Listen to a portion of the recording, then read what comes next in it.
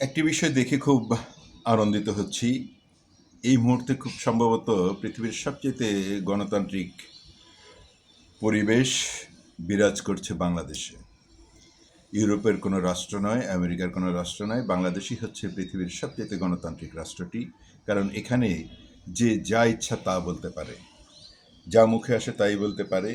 যত অরুচিকর, যত অসভ্য কথা, যত বর্বর অসভ্য আচরণ, এগুলো এখানে করা যেতে পারে। এতে কোনো বাধা নেই, এতে কোনো আইনের কোনো বালাই নেই। যা ইচ্ছা তা বলে যাও, যা ইচ্ছা তা করে যাও। আর মৃত্যু সাধারণত এটি স্রষ্টার নিজের হাতে রেখেছেন। জন্ম এবং মৃত্যু এই দুটো স্রষ্টার নিজের হাতে রেখে আর অনেক অনেক কিছু মানুষকে দিয়েছেন, মানুষের জ্ঞান মেধার হাতে ছেড়ে দিয়েছেন যে তুমি তোমার জ্ঞান মেধা দিয়ে এগুলোকে তুমি তৈরি করে নাও, তুমি এগুলোকে মোকাবেলা করো। কিন্তু জন্ম এবং মৃত্যু এই দুটি স্রষ্টা নিজের হাতে রেখে কাকে পৃথিবীতে আনবেন এবং কাকে কখন পৃথিবী থেকে বিদায় করবেন সেই সিদ্ধান্তটা উনিই নিচ্ছেন। সাধারণত মৃত্যু নিয়ে কখনো কোনো তুচ্ছতাচ্ছিল্য করতে হয় না। আর আমাদের মানব ইতিহাসে এটি একটি বড় বিষয় যে কোনো মৃত মানুষকে নিয়েও কখনো কোনো তুচ্ছতাচ্ছিল্য করা হয় না, বা তার কোনো কর্ম নিয়ে আর তাকে কোনো প্রকারের ব্যঙ্গ বিদ্রুপ করা হয় না, সমালোচনা করা হয় না। জীবিত মানুষকেই সাধারণত সমালোচনা করা হয় তার কর্ম নিয়ে, কারণ সে তখন তার সমালোচনার উত্তর দেওয়ার সুযোগ পায়। মৃত মানুষ সেই সুযোগটি পায় না। তো মৃত্যু নিয়ে আসলে কথা বলার আমরা কেউ নই, কিন্তু একটি দল আছে যারা জান্নাতের টিকিট বিক্রি করেন, তারা ইদানিং মৃত্যু নিয়েও বেশ কিছু মন্তব্য করছেন। বিশেষ করে প্রধানমন্ত্রীর মৃত্যু নিয়ে ঢাকা দক্ষিণের সেই জান্নাতের টিকিট বিক্রিত দলটি, পরাজিত দলটি, যারা জান্নাতের টিকিট বিক্রি করেও রাজনৈতিক ক্ষমতা পায়নি, দেশ পরিচালনার অধিকার তারা পায়নি, সেই দলটির ঢাকা দক্ষিণের শীর্ষ নেতা অর্থাৎ আমির যিনি, তিনি নাকি ঢাকার বা কোথাও কোনো একটি অনুষ্ঠানে বলেছেন, যেটি সামাজিক যোগাযোগ মাধ্যমে একটি ফটোকার্ড হিসেবে ব্যাপক পরিমাণে ভাইরাল হয়েছে। সেখানে তিনি বলেছেন যে তারেক রহমান যে কোনো সময় মরবেন, শব্দটি এরকম করেই দেখেছি, যে কোনো সময় মরবেন। সুতরাং একজন শক্ত প্রধানমন্ত্রী হিসেবে, সাহসী প্রধানমন্ত্রী হিসেবে উনি শফিকুর রহমানকে, ওনাদের জান্নাতের টিকিট বিক্রির দলটির আমির যিনি, তাকে উনি প্রধানমন্ত্রী হিসাবে পছন্দ করে রাখছেন, এরকম একটি বিষয়, এরকম একটি ফটো কার্ড ছড়িয়ে পড়েছে।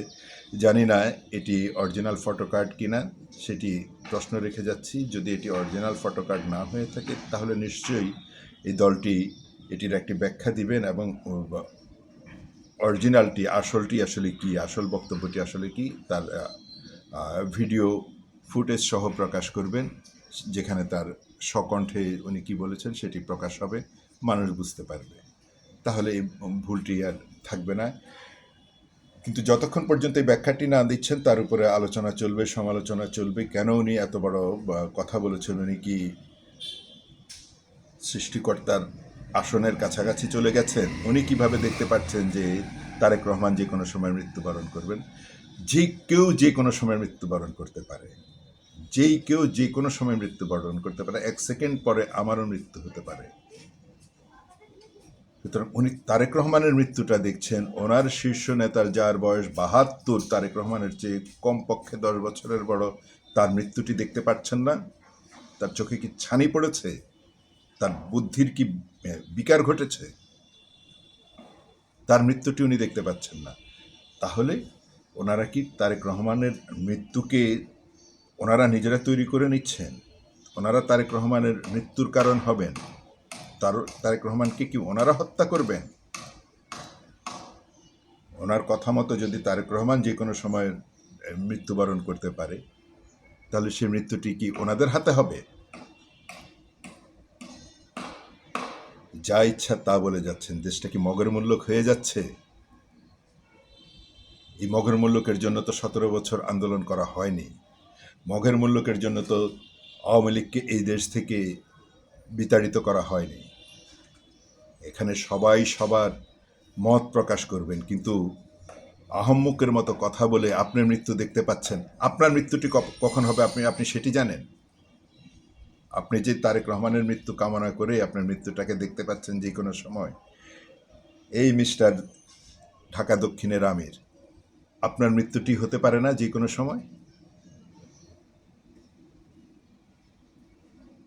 আপনারা আসলে জনগণকে বোকা ভাবেন, জনগণ কিন্তু বোকা নয়। বোকা নয় বলেই কখনোই এই দেশের জনগণ কখনোই আপনাদেরকে ক্ষমতার কেন্দ্রবিন্দুতে আসার সুযোগ দেয়নি।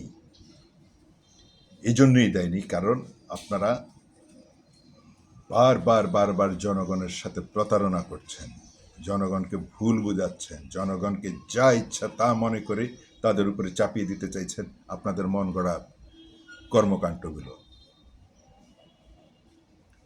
তারেক রহমানের মৃত্যু হবে, আপনার দলের শীর্ষ নেতার মৃত্যু হবে না।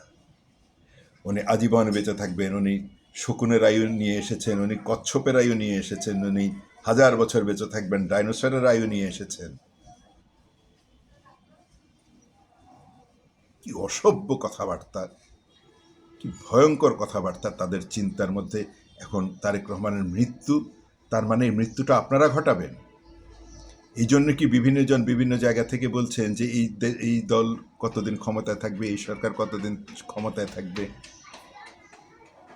এরা 6 মাস পার করতে পারবে কিনা, এরা 5 মাস টিকে থাকতে পারবে কিনা। ওই এক রুমিন ফারহানা, যাকে বিএনপি জন্ম দিয়েছে, যার অস্তিত্ব বলতে কোনো কিছু নেই, বিএনপির ভোটে সে জিতে এসেছে, সে প্রশ্ন করছে এই দল কি, এই সরকার কি 5 মাস ক্ষমতায় থাকতে পারবে?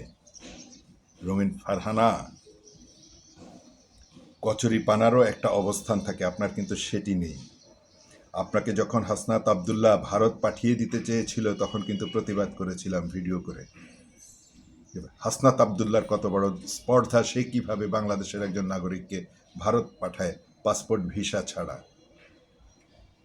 এখন কি হাসনাত আবদুল্লার গলা ধরে আপনি পাকিস্তান যাবেন? পাকিস্তান যাওয়ার স্বাদ হয়েছে আপনার? শুধুমাত্র দলের কাছ থেকে মনোনয়ন না পাওয়ার কারণে আজকে দলের শীর্ষ নেতার বিরুদ্ধে আপনি যা ইচ্ছা তা বলে যাচ্ছেন, দলের বিরুদ্ধে যা ইচ্ছা তা বলে যাচ্ছেন, অথচ সেইখানে বিএনপির ভোটেই কিন্তু আপনি জিতে এসেছেন। বিএনপির নেতাকর্মীরাই কিন্তু আপনার পেছনে শ্রম দিয়ে, ঘাম দিয়ে, ভোট দিয়ে আপনাকে পাঠিয়েছে। আজকে আপনি জামাতের সুরে কথা বলছেন, অথচ এই জামাতের নেতারাই কিন্তু আপনার শারীরিক অবয়ব নিয়ে, আপনার পোশাক নিয়ে, আপনার চলাফেরা নিয়ে বারবার প্রশ্ন করেছে। আজকে আপনি তাদের পক্ষ হয়ে কথা বলছেন। এনসিপির নেতারা আপনাকে ভারত পাঠিয়ে দিতে চেয়েছে, আজকে এনসিপির নেতাদেরকে হাসির খোরাক জোগাড় করে দিচ্ছে। এই অসভ্য মানুষগুলোকে আমরা চিনে রাখছি, এই অসভ্য মানুষগুলোকে আমরা চিনে রাখছি। তারেক রহমানের কোনো প্রকার ক্ষতি হলে এরাই দায়ী থাকবে।